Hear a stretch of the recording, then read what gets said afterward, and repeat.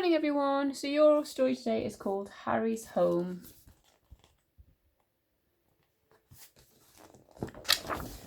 Harry's home was in the city. Harry loved the city. He loved escalators and lifts, shops and sirens, big streets and little streets, traffic lights and fire engines. He loved to see the people rushing to work in the morning and coming back to their homes in the evening. Can you see? Most of all, Harry loved to look at the city lights as he fell fast asleep. Harry's granddad lived far, far away. His home was very different. It was a small farmhouse in the mountains across the sea. Harry didn't see him very often because Grandad was busy with his animals and Harry wasn't big enough to go away from home. Sometimes Grandad sent letters with little pictures for Harry. He told Harry about the mountains. He told Harry about the farm. He told Harry about looking after all the animals. Harry wished he could help too. Then, on his birthday, Harry got a special parcel from Grandad. Inside the parcel was a present. I wonder what's in there. Inside the present was a farm set. Inside the farm set was an envelope. Inside the envelope was a card. Inside the card was a train ticket. At last, Harry was big enough. Harry was going to Grandad's home. How exciting. Harry's mum bought him a special red bag and helped to pack his clothes. Grandad came all the way to Harry's home to collect him. Harry wanted to show Grandad the lights and the shops and the fire engines, but Grandad said the city made him feel funny. Grandad said everything was noisy. He said everything was busy. He said everything was fast. He said there were so many lights in the city it was hard to sleep at night. He said he had to get back to help with the animals. "It's time for me to go home," said Grandad. "Come on, Harry." Then, for the very first time, Harry went away from his mum. He took his special red bag and went away from the city. For a whole week, Harry was going away from home.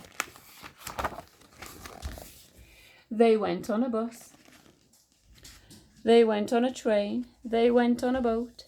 They went on another bus. They went on in a taxi.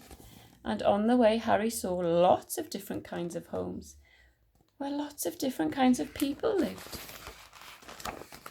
"Here we are," said Grandad. "There's no place like home."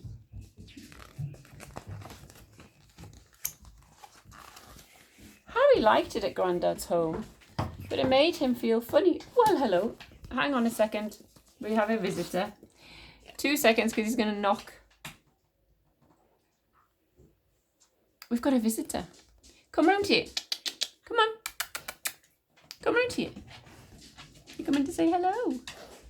Come and say hello. Come on in. Come on in. Come round.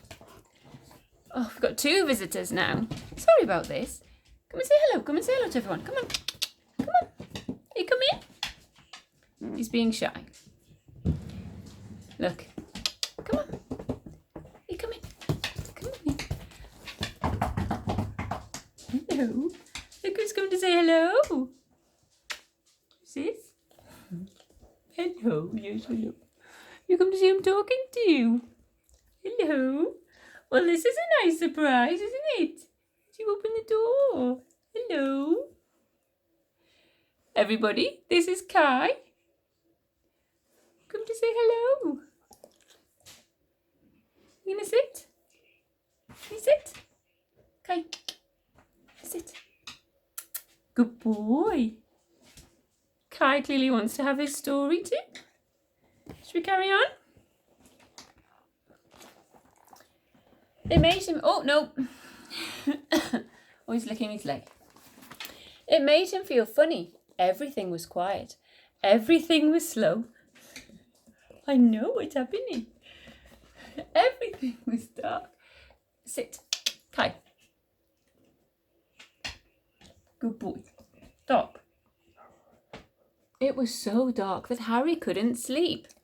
Kai likes stories. Can you tell? There was a wind blowing outside, and Harry could hear sheep instead of cars and sirens. Harry lay in his bed. He couldn't see any lights at all. He thought about his mum far, far away. He thought he would like to go home now. Stop it! All the way back to his own home. You want cuddles? Are you going to sit and have a cuddle?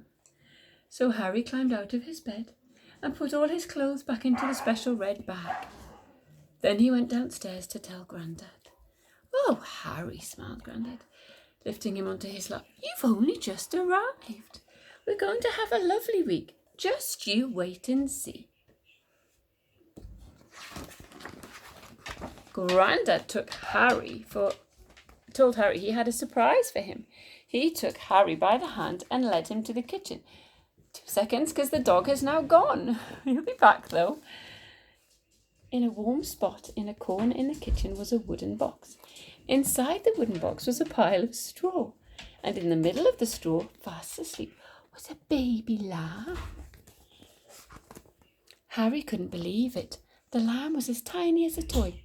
His mother couldn't feed him, said Grandad, picking up the lamb. I thought you might like to look after him for the week. Harry put down his red bag and took the lamb.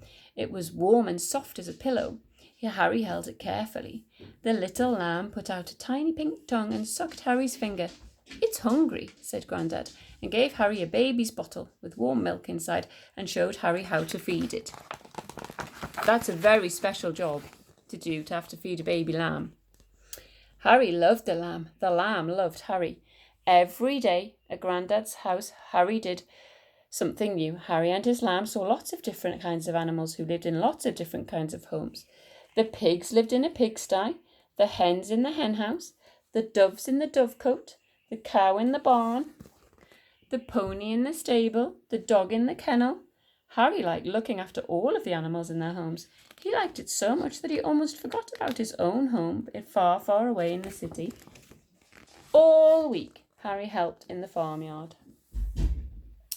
The week has gone so fast, said Grandad as they packed Harry's special red bag. Tomorrow you'll be going home, all the way back to the city, and I will miss you. Harry would miss his Grandad too. He wondered how he could carry his lamb on the bus and on the train. Perhaps Grandad could give him a dog lead. Oh, no, smiled Grandad. Lambs belong here, in the country, like me. You see, Harry, everyone has their own home. Harry followed Grandad. They walked down the lane into the fields with the lamb dancing along behind. Harry thought about his lamb in the city. Grandad was right. The lamb wouldn't like fire engines. It wouldn't like escalators. Suddenly, a big sheep came right over to Harry. Look, Harry, said Grandad. I think this is the mother sheep. Harry thought for a moment and looked at his little lamb. Then he gently put it down onto the grass. With a flip of its tail, the lamb was gone. Harry had been big enough to go away from home. He loved it with Grandad, but now he wanted to go home too, just like the lamb. Someone was waiting at the farmhouse. Harry ran indoors and gave his mum such a big hug that she almost fell over. Then Grandad told Harry's mum how Harry had looked after the little lamb all on his own and let it go back into the field. His mum gave him a squeeze and said she was very proud of him. The next day, Harry said goodbye to his Grandad. He said goodbye to all the animals in their homes. Last of all, he ran down the lane to the field. There was his lamb. The lamb was with its mother. The lamb was with its friends. Harry's lamb was home. It was time for Harry and his mum to go home too.